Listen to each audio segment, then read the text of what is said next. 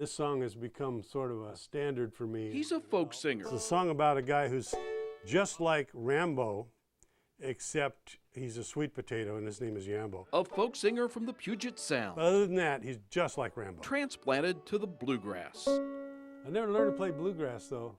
A slow picker from Seattle. And I'm not very fast. Settling in Appalachia. An area where there's a lot of really good music, and it's basically old-time music. Andy Blyth is our new folk singing neighbor. I want to do songs and stories from the Pacific Northwest. If you lived way out there, you probably knew Andy as a founding member of Seattle's Tickle Tune Typhoon. I'm right next to the dinosaur. He was in the popular children's music group for 29 years. We had groupies, but they were all 4 years old.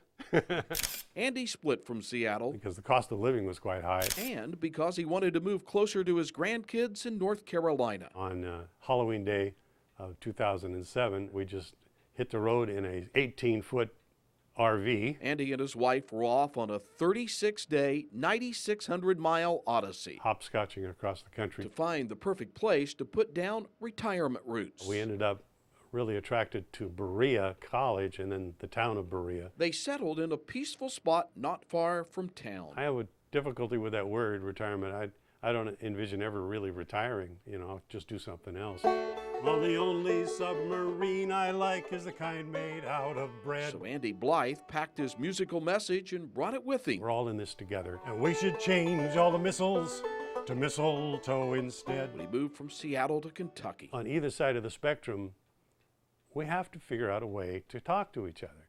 We're effectively doomed if we don't. We have to work it out. They call me Yambo, sweet potato named Yambo. Andy's is not a pious pursuit. That's not my style. It's a hobby, born from a natural need to sing. Sweet potato named Yambo. Everybody say Yambo. My mother was a big band singer back in the 30s. He made a living as an audio engineer for network television variety shows and sports broadcasts. I got paid pretty well for doing that. So I saw Adam leave the garden. He could do this. People ask me what kind of music I do, and I really have a hard time answering it. Passing through. I just fall in love with a particular song, and I learn it, and then I play it. Then, hopefully, his new neighbors would fall in love with Andy's music. Tell the people that you saw me passing through. I'm Greg Stottlemyre, with photographer Paul Majanier on Kentucky's Backroads. So there.